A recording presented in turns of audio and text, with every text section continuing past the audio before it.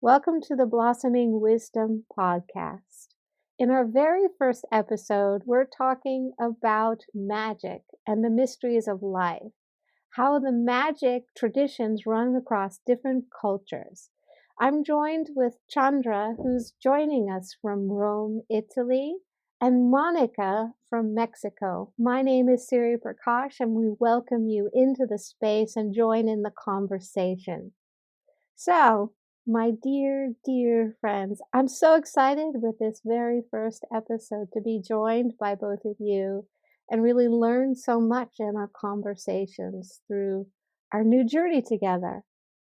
So, I want to ask a couple questions first to you, Monica, because you coming from a long line of healers, not ones that are just made up on the internet, but like through generations and through your culture.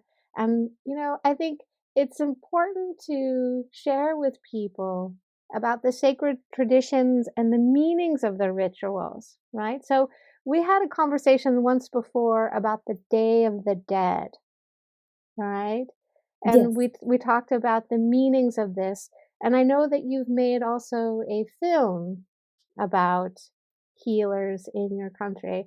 Maybe you could share with us a little bit about in your everyday life, like how rituals kind of come in with between your family and with you. Yeah. Yeah. I think when I was preparing for our conversation, I was trying to reflect on what magic and ritual meant. And I was just like sitting down and like walking and observing. And I don't know if I have a specific answer, but I was like, oh, I think magic in Mexico, from my perspective, is how people relate to everything that you cannot see. And I don't know if that makes sense, but in terms of rituals, like I was just walking on the streets and I was like thinking only in Mexico, maybe not only in Mexico, but in my head I was like, here it's so present. Like you just walk and people opening their businesses, they are doing like prayers and rituals and they are lighting incense and just asking for like a good day. But that's really normal.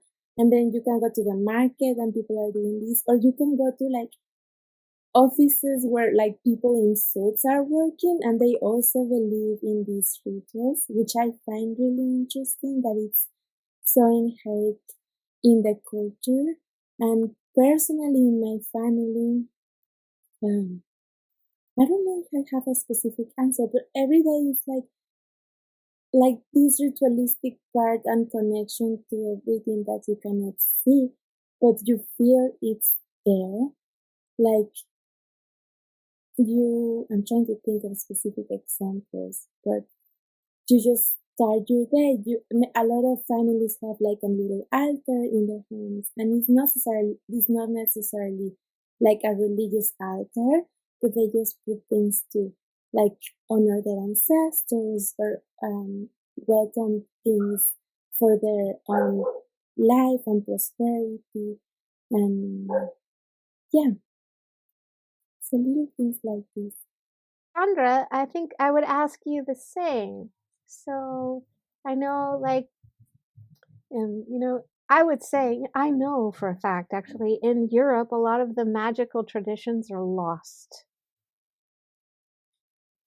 Yes, or let's say maybe they're treasures to be found. Yes, that's nice. That's nice. Treasures to be found. I have to say, since when I was a child, I felt there was something behind what you could see. But the world I was living in the family, in the school, and so on, people we knew, nobody was connected to this kind of world.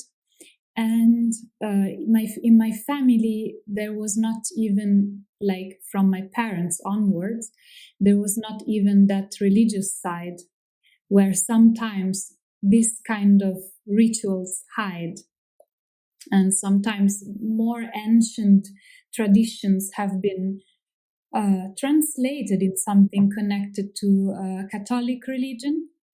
But even that, the power of prayer was not there. So I've never been to even to like a religious school, which most of the children I knew were going to.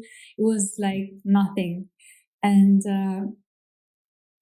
I felt it was just my imagination in a way. But then growing up, I was lucky enough to have some experiences and to travel to countries like Mexico that really surprised me with this magic everywhere, at the market and at home.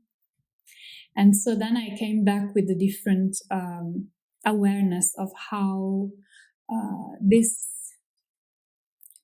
world underneath our world or beyond our world, our tangible world exists. And for some people, it is very normal to relate to it. And for other people, not at all. You are actually considered unnormal if you see some things or talk about some things that are beyond what we can normally see and hear, beyond what we call something that can be scientifically proved. So it's a journey to explore. Yes. And what about you? I am, in my travels into India, and coming back, and from my Viking route. So, I always thought that it had to be found in another land,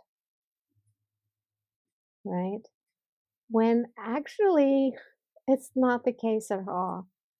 I think there's a lot to be rediscovered in different countries of how their rituals and their magic was performed and how they used it to empower themselves or situations or the land or their family in some ways. Because, we look at the Vikings, they worked with a lot of magics. They had a lot of like wizards. We go through Ireland and Scotland and the fairies and all these places, So when I went, and I lived in India for a while as well, there's certainly a lot of magic, and we looked at these places as well as Mexico. We looked at these places and we say, yeah, it's there.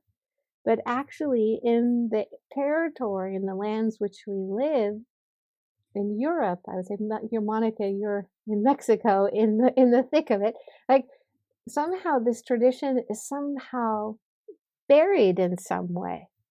And so for me, it's interesting to research, as well as the connection I have with the Vedic sciences and also with magic. From when I was a kid, I knew I was not from this place. And I had no problem to announce it. I didn't really mind that people thought I was weird. That was okay for me. And when my mother, she was a devotee of Paramahansa Yogananda, and she would do her incense and her chanting. I watched how the space got affected by her intention, and then bringing elements of water and fire and smoke into the space. And that something opened, So it's also kind of, I think, something to think about, like, not that we also have to travel somewhere, because some places have, I think, a richness where it's celebrated, like Mexico, like India, like in Tibet and Nepal, and I would even say Japan, but also to think about where it's lying in the north, maybe. Yeah. Like look at the Native Americans. Like this just got totally smashed and wiped out, and they had tons of rituals and connection with nature and spirit, like how this all rises. What do you think, Monica?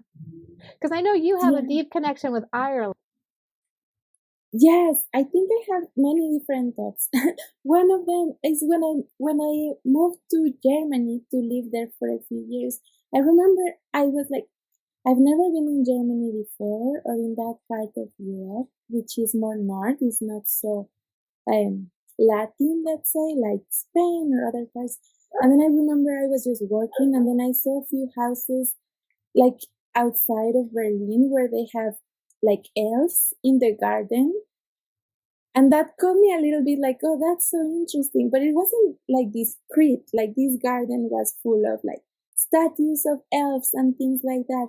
And I was like, oh, this is so magical. But in my own preconception and maybe judgment, like when you think of somebody from like Germany, you are like, oh, I didn't know they were connected to this magic or their own land, or I didn't expect that. And of course, like every person lives that connection differently. So I'm not trying to generalize, but just to say that that moment when I saw that, I was like, oh, maybe there's magic here that is a little hidden, like you said. And then I also agree that it's not necessarily true that you have to travel to find magic, or you have to travel to exotic places to find it. But there's something fascinating to me when you get to know how other cultures relate to their own magic, even if it's subtle or not subtle. Like I'm from Mexico, but I also had this fascination with Ireland and even like the northern countries, like just reading more about the story of the Vikings, and just like it's just so different from the way we relate to magic and rituals here, because it's a different land. The elements are different. It's like so cold. So even the way it manifests is when you get to learn a different language. I don't know if that's being simplistic, but like you speak your own language and it has a meaning, but maybe you get to learn a different language and it's like, oh, that's very interesting. It's, at the end of the day, it's about communicating and expressing, but just getting to know how somebody else's thinks through their own like interpretation is fascinating. And yeah, I don't want to go on and on, but also like thinking about Ireland, I don't know, just connecting to that land and the idea of fairies and this like magic in that sense is something that is different in Mexico. Like our rituals are, it's all about relating to the spirit and the unseen, but the way the rituals manifest are different. I think I'm just repeating myself. No, I think it makes sense. Chandra, what do you think? It's interesting because I feel just like you that we don't need to travel far away to find magic and spirit and like a deeper connection to nature and to elements. But at the same time, for me, really traveling to Mexico, and actually that one time that I was staying at your place, Monica, and we had some magical adventures, it opened up something that I was not aware of and that I didn't came in contact with, because one thing is to hear stories about something. One thing is reading books or having this kind of faith or certainty that it exists and that it is happening all the time. And the other thing is to see it with your eyes. And then when I was coming back from a longer stay in Mexico a couple of years later, I tried to actually tell Italian people, who was very naive in this, and I was trying to tell Italian people that magic exists. So literally like this, I was having conversations and saying, magic exists. I saw it. I saw it in Mexico, and for them it's normal.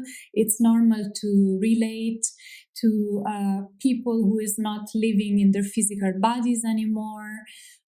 It is normal to relate with spirits of nature, and there is nothing strange.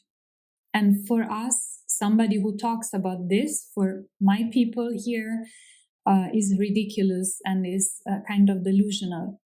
So it was very sad, and I decided not to talk about it anymore, actually.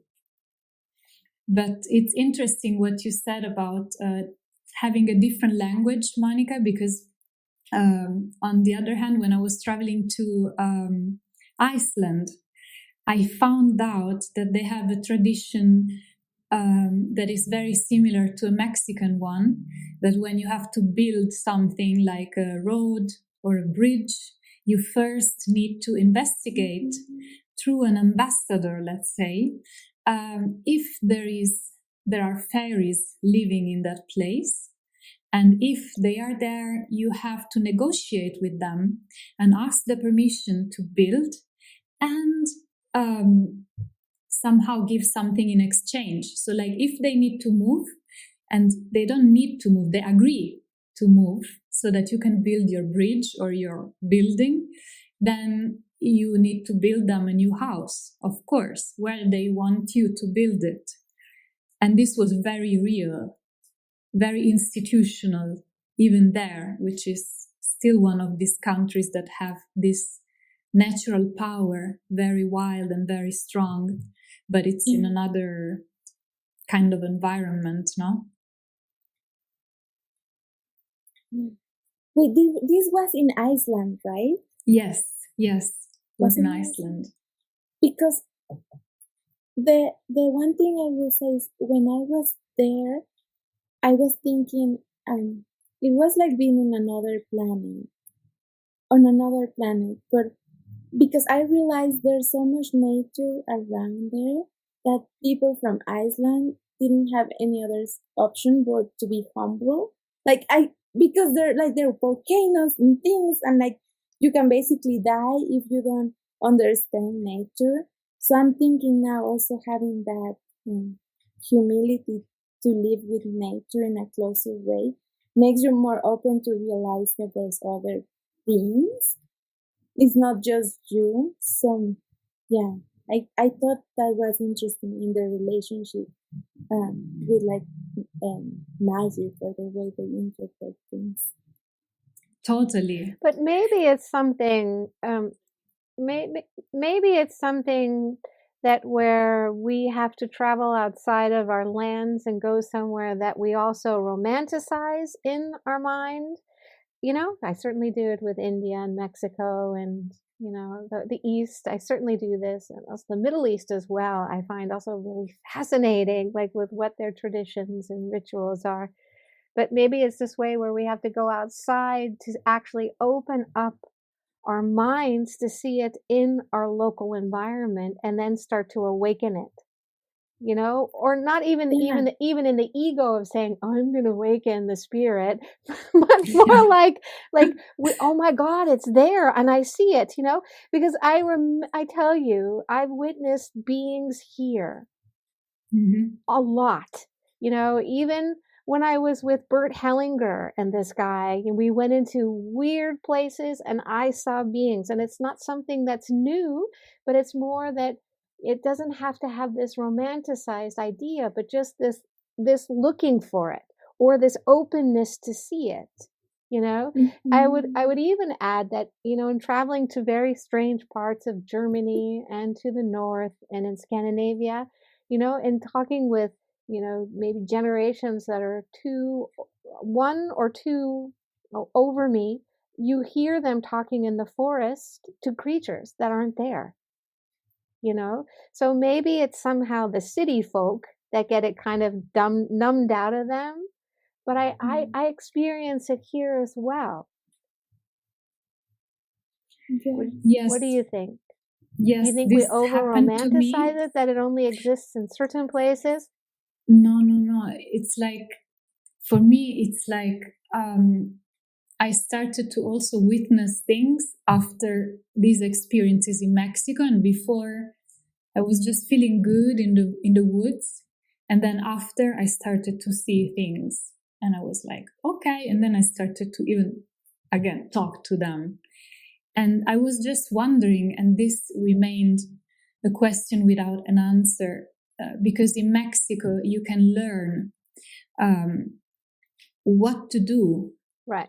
If you need to enter an area and you just want to make an offering and you want to ask for permission to walk up the mountain, or you want to just say, I am here, thank you for having me, and I know that this is your land and this is your place and I respect it and I respect you, and so I honor you.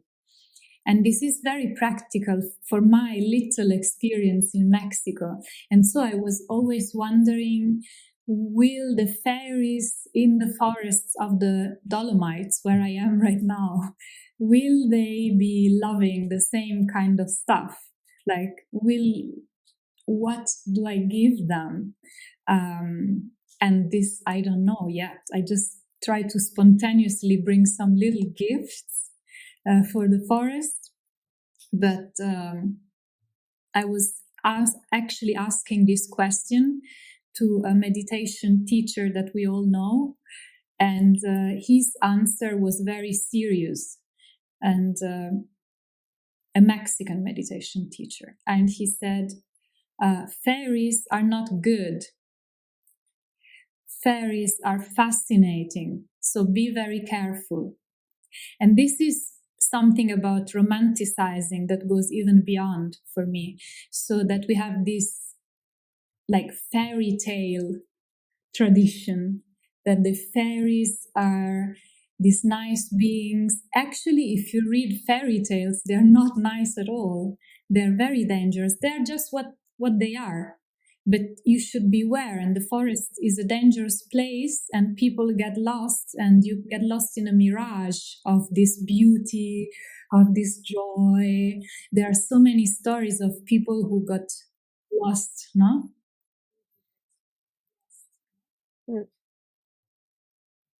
That's right. I mean, and maybe even people who are listening will probably think we're crazy, but I've experienced it as well. Like where you also get under the spell. Like literally you get under their spell and you can get totally lost. It's the same in India. I've had the experience also in the Black Forest, like where you can just get totally lost because you come under their spell. It's true. So what have you decided then to offer them, Chandra? What I really feel is for places with waterfalls and rivers in the forest, which are my kind of favorite natural environment, crystals and fruits. This is what I felt. I don't know if it's good yet. I don't know. There is, I don't know the tradition. I hope there is still somebody who is doing these kind of things even in Italy, because actually also here we have this fascination with the Celtic mythology and all what comes from the north, also from Ireland and Scotland, but we have our own mythological stories from the Italian forests and mountains, which are very, very rich. And so I would like to study it a little deeper and find out more about our local magical beings. I think it's important, because I really believe that where we're planted, we have to grow. And if we have a kind of an opening to see new things, we should also extend that invitation in our environment. I really believe that it works in this way. When Monica knows this, because over the spring and summer I was working in my garden, and I said, I'm going to make it so the fairies come, So I started to shop and think about, like, how can I make the space nice for magic just to come? Because I'm touching their earth, I'm in their space, and I know things are there, And I did exactly this. And Kamochand, she brought me her old crystals, even old crystals that held candles, because I was thinking, okay, they must love crystals, but they probably think you're a terrible demon, you steal from the earth. It can't be this, right? But what's really funny is that I promise you from that moment, I have a crazy dragonfly that lives in the garden. He's always around. The birds have always been with me. I have suddenly, even neighbors who are walking down the street stop and look and just hang out in front of it's so bizarre because I think it's part of this openness to let magic in. Right? Yes. And I think that through that intention, it invites it, but I also think I also know fairies are tricky. I know fairies are tricky because we always think of these entities as being sweet. Even when people who approach magic in a way with tradition, a lot of people don't know what they're really getting into. So it can also be a tricky space. I think maybe we take the conversation a little bit there because I think, at least, we have a shared teacher, the three of us, and we have a shared understanding of the tradition. And, certainly I had Donna Leova and Don Belli, come, and you watched real people who were working with it, but then everybody thought, oh, I can do that too. And then, how do we know what we're dealing with? Because our awareness is so limited. And because it's really a teaching and it's something also to be received if you can hold it. What are your thoughts, Monica? Yeah, and I think everything in life, this realm has its light and its darkness. I don't know if we wanna call it like that necessarily, but there's reasons to be conscious of how you approach it, and also to be conscious of your intention. What's your intention when you're starting to talk about magic and this realm and healers that work with magic or basically with the earth and the energies of the earth? And I don't know if I have an answer for that, but just what's your intention? Because some people are like, oh, that looks cool. I want to be a shaman. And I'm like, okay, but what does that mean to you? I don't know. Something here, even we don't call anybody a shaman. Right. People from outside is you're a shaman. And okay. But here they are just healers or the grandmothers, right? And a lot of the times it's nothing fancy. It's just people in the towns that were born with this sensitivity. Yeah. And they heal you or they follow this tradition, but it's nothing out of the ordinary here. You just go there, and sometimes in these families, it's of course the grandma is gonna teach the grandchild because that's what you do. I don't know how to explain it better. And but I think I was wondering. Chandra, do you want to add something to it? I just was please, wondering how Monica, coming from a culture like this, growing up in a culture like this,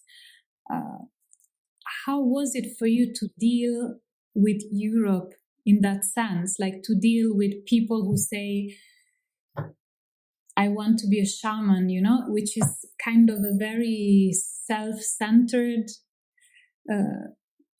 way of dealing with this. I want to feel like I am this. It is not about I want to come in contact with something or I want to learn from somebody. It is more about I want to become this image that I have, that is the shaman or the healer. So it is not a humble way, and it is not a very, how to say, I feel it is more of a sacrifice actually for my feeling, because you get a huge responsibility and then you need to use your powers all the time, or to decide when not to use them. But you are responsible for your community. As you were saying, you are part of a lineage, you are taking care of your family, and not only of your family but of all the village or even more. So I was wondering how it was for you the first times, maybe when you traveled to North America, how it was for you to come in contact with a world that was not open to this in this way, in the way you knew about.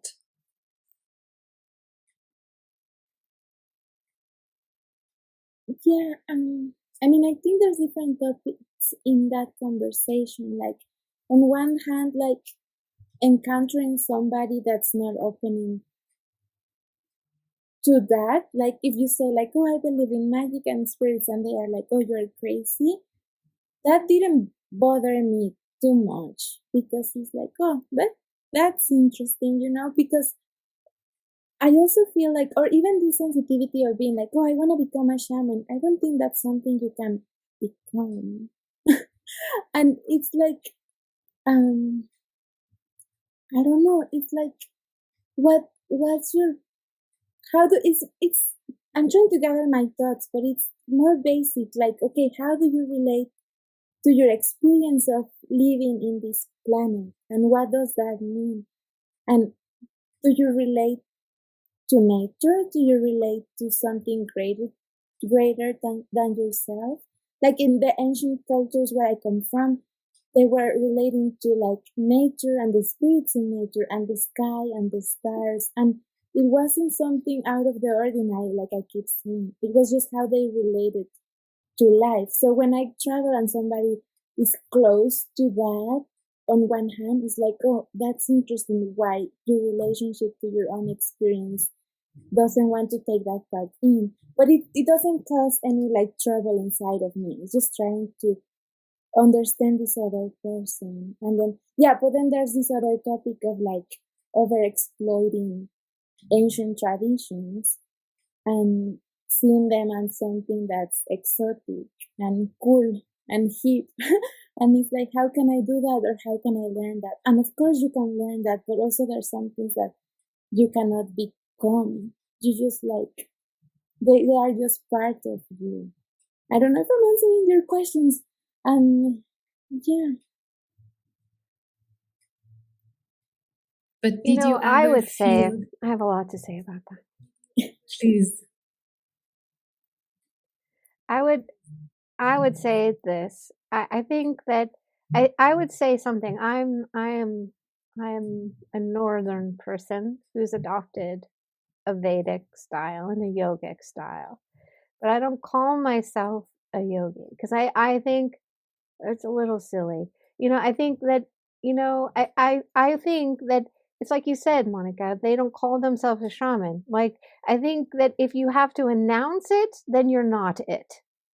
Mm-hmm. I think, right? Yeah. So I think it's a way of in society of things becoming consumable that then people use as a platform to raise them, and once they're finished, they move on to the next.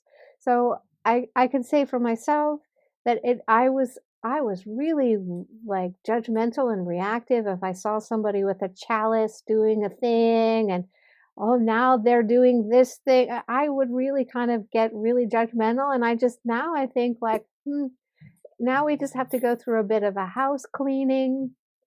And that also kind of the divine is in charge in some way, and we'll sort it out. And I don't need to get involved, and let them sort out their karma too. Because I would be really offended.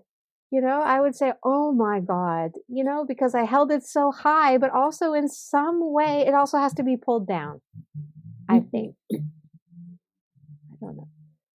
Sorry, Chandra, I know you wanted to say something. No, it's very interesting what you say. I was wondering about yes, I also got angry many times because of this. We even talked about this many times. Yeah, that's right. Right? And in a very judgmental way, that's true. Making fun of it, and in the same time getting a little bit angry about it, because as you said, it is about constructing an identity and use it to sell yourself in the world, or to be reassured about who you are and that you have a value. And so I see that it is the same topic somehow as this exoticism, as this romanticizing foreign, faraway lands and faraway cultures. It is about trying to find something that defines you, as if you wouldn't be as yourself, just perfect as you are. And so you need to build this armor to fight and survive in the world, and this mask to present yourself as somebody who has a value, somebody who has a reason to be here. So this is also what you were saying, Monica. What is our experience of on the planet, and why are we here? What are we doing with this? Sometimes I feel that all this positivism and this intellectualism over the last centuries, and maybe even way back here in Europe, it caused us to feel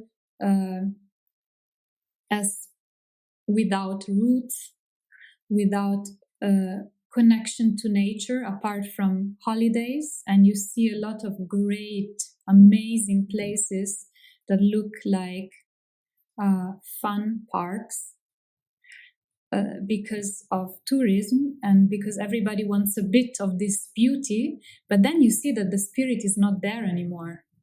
After everybody goes there to picnic and there is a ton of garbage. There is a place nearby here that is a very sacred, like, natural sanctuary. And it's so popular that kids go there and get drunk. And then they get so drunk that they forget all their plastic bottles and glasses and straws and whatever. And it's full of garbage. And sometimes when I go there, first of all, I clean up everything and then I sit there. But that place is strong enough to still have its power. But some other places, you saw that they were polluted even by chemicals, no? And then so made so accessible to people for this kind of touristic enjoyment that you don't feel this presence of life as it was anymore. I got completely in another topic, but to say that sometimes we really look for something and we feel we don't have it in us. We don't have it on our land because our land is not as sacred as the Mayan land or in the Himalayas or something. And we feel that we don't have ancestors, or that our ancestors were poor Christians working on the field, and luckily we evolved from that and we are not believing in this weird stuff anymore. But then we go to seek for the Mexican grandmother, no? So it's funny. I think there is a genuine search for something, but then there's something happens and then it gets a little more difficult. I'm not sure. But wouldn't you say, because I would agree, I think that there's hot spots on the world. On this planet, there are certain spots that are power centers. It's not everywhere. I think that is the truth. But I think in finding magic, we can find it everywhere. And I think it's also having that trained eye. You know, if you read in like the Sri Bhagavatam or in the Gita, it's always this training the direction of our awareness to see, even in the most polluted, to see, you know, and then not have a position with it, but see that it's all creation. I think that when, you know, in just maybe in this topic to go back for a moment where people take these names like, I'm this great yogi and I have this mysterious background and you don't know my lineage, but I am announcing it because I dress like it and I have all of the accoutrements. You know, I think at the time when I was very heated about it, and sometimes I think it's also fine to make jokes, like as long as you're doing it with your friends, I think it's totally fine. You know, you kind of have to also let off some steam. I'm not a saint in any way. So, and also there's some good humor to be found there. But I think it's also in how, as Westerners, maybe that we're seen to in their eyes. You know, sometimes I'm greatly pained when I see some, you know, Indian friends. They'll say, you know, my lineage, my culture, when I also feel it's very dear to me, and then I start to feel separate. And I feel a deep sadness in it, even though I'm not pretending that I'm Indian, but I know I have a connection to it, you know?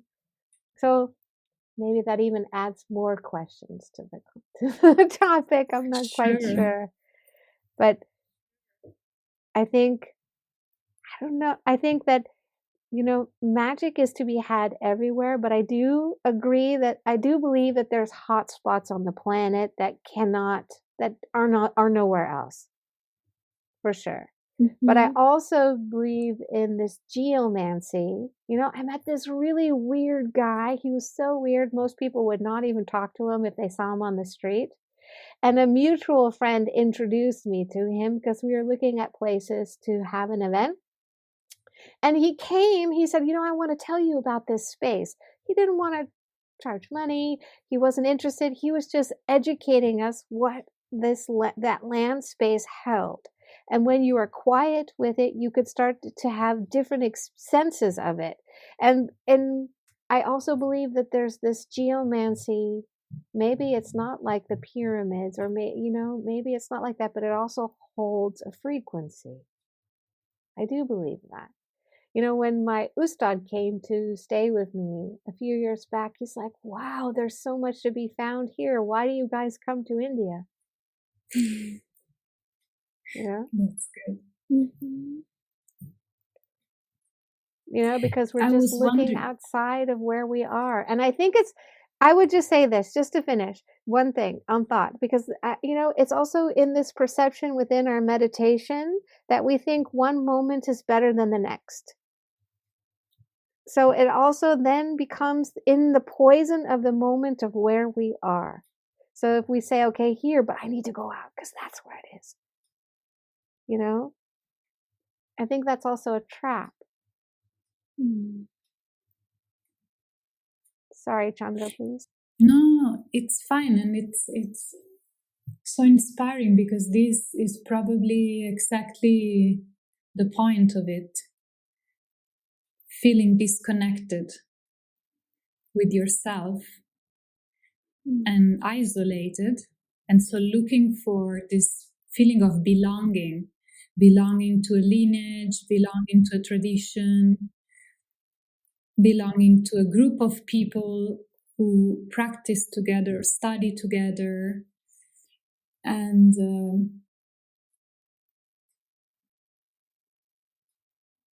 I don't know, I guess sometimes this makes you go to some places that are not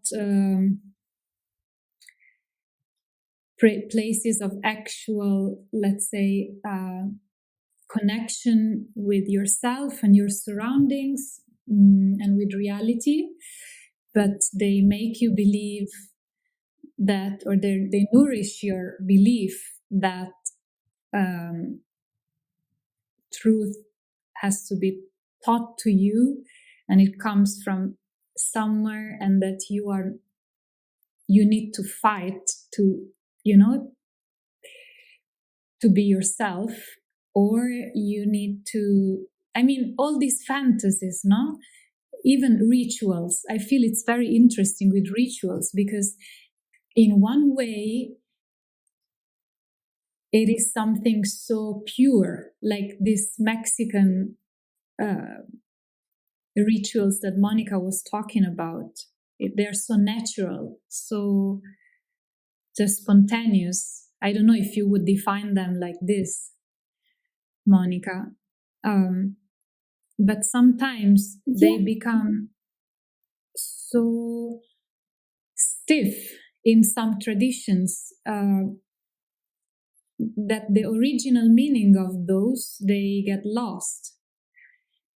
And sometimes they even come from very practical reasons, like in some of these big monotheistic religions, there are still some rituals or some traditions that come from a very kind of humble, practical situation, and then they become ritualized, and then they got how do you say, they got written somewhere, and in the centuries they became this empty ritual that you have to follow and to practice because it's written there, but you don't even have a connection to what it is, or to what it meant, or to what it feels, because you don't feel it when you do it, but you just do it because it is said to be needed for this practice, for this religious tradition, or so it becomes a bit rigid in one sense, this ritual thing. I don't know what your thoughts are about this.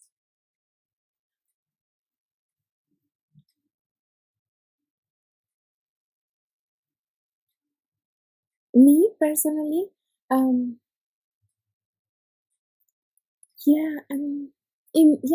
Mexico there are a lot of rituals, and then you also have to take into consideration our history and of course our traditions, but also how like the Spanish came and colonialism and all of that, and how that, just because you started talking about like religion and things like that, so how also like rituals transform according to your history, to your cultural history, and to your personal history. So of course there's some rituals that are like not meaningless but a little empty. I remember my grandma, she hated to go to mass, and she will take us, or we will only go if somebody died, or if somebody was getting married, or like, so we would just go to the church, the Catholic church in those moments. And I remember my grandma was like, "Oh no, Monica is so bored. Like, she's really bored." She will say that to my mom, and she was like, "We have to go because Monica's falling asleep." I wasn't like, because she wanted to, just go. And I was like, okay. But then in her house,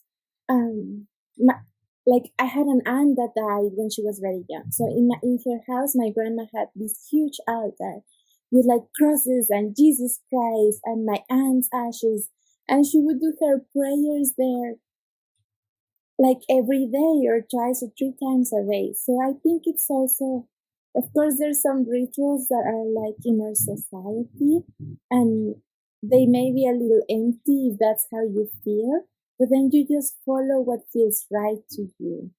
And a lot of my answers are like this, but I think also in those terms, like what's meaningful to you and the reasons why those rituals are meaningful to you is what's important. And it's also like what you were saying, Chandra, like this journey into like not self-discovery, but like finding what, like the spirit and this magic within oneself, and how rituals facilitate that, and everybody like lives that in a different way.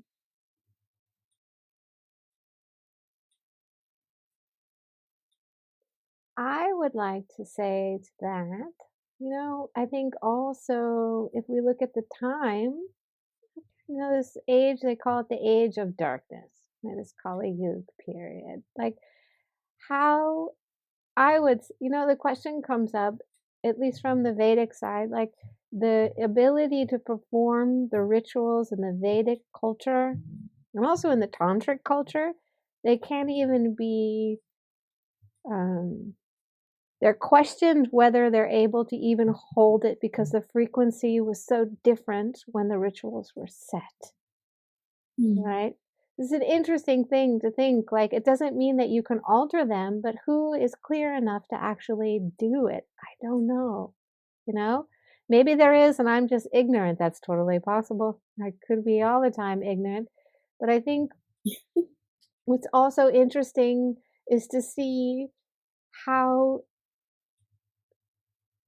the government, advertisement, and all of this knows how to ritualize things to also hypnotize us. It's also in this way. So in some way, there's a magic that we think is separate, but also how magic is used on us. You know, I would definitely say, and maybe I sound like a total crazy person, but you know, you can also see in how things are hypersexualized and how things are presented, how they penetrate the being in a ritualistic way. So I think there's also an understanding of how a certain sequence of things affect the human psyche and spirit. What do you think there, Mani or Chandra? Did I throw a crazy curve? Wow. Yes, I find it is interesting what some people say about this, like that there is a lot of people pretending to be completely logical and rational and scientifical, while they actually have this hidden side of using magic. Right. This is a very classic, Right.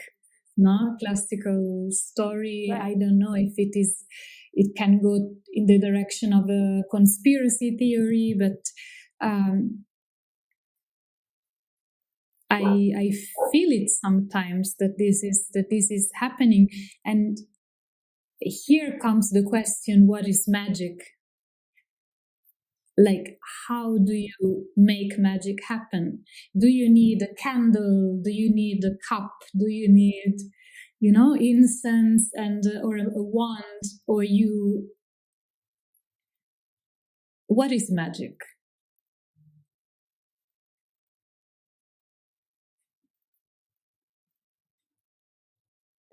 I would, I think isn't magic working with the elements? Like if we would look at the tradition of magic as it runs across cultures, would it be fair to say that they have some symbols within their rituals that mimic across the cultures with working with the elements? Because first they have to command the earth space to go into something else. Or I is guess that wrong? here it's something, I don't know, but like what it opens up for me is this why, like what happened with Feng Shui in China, for example, no? Like Feng Shui coming from the I Ching. So somehow it feels like magic in a way, balancing the elements, geomancy, using symbols to attract some energies, using tools to make the vital energy move in a different way around your house or around a neighborhood or even a big city. And what I read is that at some point, I don't remember who that was, but I don't remember if it was an emperor of China or even Mao, used this very powerful Feng Shui for the palace, and then had all the Feng Shui books destroyed so that people couldn't use this magic to empower themselves anymore and maybe steal his power. And in the same time, he made some other men write fake Feng Shui books so that people would think, oh, nothing is being hidden from me. There is not like a secret magical formula. It is all here, but actually it is not the right one. And so they would apply it without doubting. And in the same time, it wouldn't work because it's not the real magic, let's say magic again. So this is something that I find interesting about the power connected to knowing how to use magic and being sensitive and having power over other people and not wanting other people to get this power. And probably this is something that is happening on a big scale in today's world. Well, I know for sure that with Vastu, like the oldest forms of how to harmonize space with the elements and nature so that you can maximize your space, we see also through the Orient that it's still used. It's not just limited to India and China, but it's also in the Middle East of how to create structures and grids that is really working to have a more dominant power. It's just part of the culture, and it's not really even talked about, and then so you look at these buildings constructed in China and it's really outrageous, and in Japan you see how their construction like opposing each other, and they're so close, and then you can see how aggressive it feels. You're like, even without knowing what's going on, you're like, God, because they're just trying to dominate all of the Indian parliament too, is how they're setting stuff up. But I think I don't know, I think on the earth plane, we have to work first with the earth elements to elevate. I think so. So going back to Chandra's question, what's magic? Is it with a bowl of water? Is it with incense and smoke? Is it with the earth? I think it's across those traditions, even if it's a symbol in the home to create more harmony in the space, to bring that element in, because if you're here within that magnetic field of the earth where you have to use its permission and its power to get into access to the next. I would think, but I could be a total lunatic. I'm sure I am. I think there's no right or wrong answer. Well, I think it's interesting because you're the one with the most magic and you're the one who's the quietest. So that's telling you the most. Secret still stays with the magic. No, but I still don't know. But I think there's no answer. I think there's okay. So this is what I would say, because in Mexico also a lot of people believe in black magic, right? It's like I need to be protected, and this person is giving me the evil eye. That's just or daily bread. Yes. Everybody talks about this. And then the other day I was sitting down and I was kind of being the opposite. Instead of believing in magic as part of my culture, I was there's something I don't understand. How can somebody harm another person? I don't understand how this magic can be real. But anyway, and then I was talking to some people and we were talking about how sometimes we think magic is smoke and mirrors and rituals, but sometimes the most powerful magic is when somebody sits down and they are sending you an intention, even with this black magic stuff. So they don't need anything. They can just sit and relate to you in a way and affect your space in a good or in a bad way. And magic can be as simple as that, which is also prayer. To pray, you don't need to have the most beautiful altar and space. Of course, if you light your candle, if you connect to that. But to pray, you can just sit down and close your eyes and do your prayers. So magic is a little bit like that, but I think we don't know much. This is just how we feel according to the life and the experiences that we've had. And also I don't think there's a right or wrong answer. And this is also going back to how magic can be seen in different languages, in different cultures. So the kind of magic you do may be different than the kind of magic somebody else is there. So I don't know if there's in order to be magic, you have to do this, or you have to use these things, or you have to do it in this way. Okay, but I would ask you a question. In order to Mhm. have magic with impact, you have to be empowered. Yeah. And what would you say that empowerment would be? I mean, you have to believe that what you are doing Is working. is powerful, is working. Yeah, because I don't know of any like person that's like, okay, I'm gonna do this like love ritual, but maybe it's not gonna work. I think also with it, it's the person who believes it's affecting them. Also, that also has an impact. So then there becomes this mutual agreement. I'm doing this, especially with black magic. Like my sister is really obsessed with this. Like, oh my God, someone's doing magic on me. Someone's doing I can feel it. And I know we know a lot of people like that.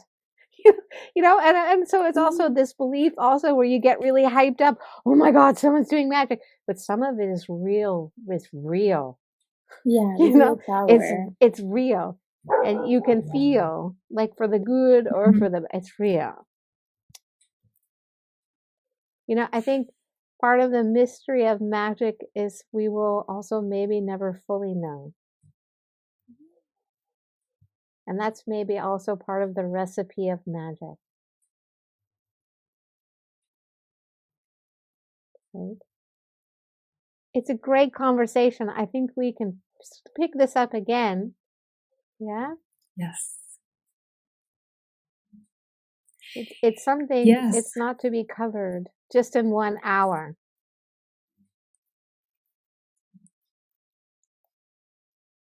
Sure. So many things, so many connections. It is even difficult to close it up. I think we might go on for like another hour. Absolutely. I think we continue on this series of magic and keep exploring, I would say, because I know we could talk about it forever. What would you say to those who are listening? Let's say we start with Monica, because I think it's the one who knows the most is also the most quiet. I think that's something very revealing. Right? What would I say? What would you say? What would you say? Okay. What would you offer to people? Like maybe how they can invite more magic into their life. What would they do? It can be as simple as just trying to observe more, like your daily life. I don't know, maybe that's like a little too different from what you expected, but like magic, what is magic for you and how does that manifest just by observing life around you? Like when you are walking down the street, like can you see magic there? Like maybe you don't have to like buy the candle and buy the incense and like get the secret book that somebody wrote and sit down and try to figure it out. Maybe just walk down the street and see what magic means to you. That's great. Chandra, what would you say? Ooh, I would say that sometimes things it's similar to what Monica was saying. Like sometimes things are so simple that we cannot believe them. It cannot be like this. It's too simple. It's too clear. And so we try to make things more complicated than what they are and more mysterious. But the mystery is exactly this. The mystery is in everyday life. No? There is a mystery in every instant. And so we don't need to go and look so much, and we can just start to relax, first of all, and see what we can feel. and how we build a lot of superstition and a lot of fantasies around this whole world of mystery and unknown, and how it is called mystery and unknown because it is mysterious and unknown. So don't stress yourself in order to know things and to have the key. Just make the experience. And even if you make the experience, it doesn't mean that you learn something necessarily, but to just not to rush and to let yourself be. First of all, this is what I would say.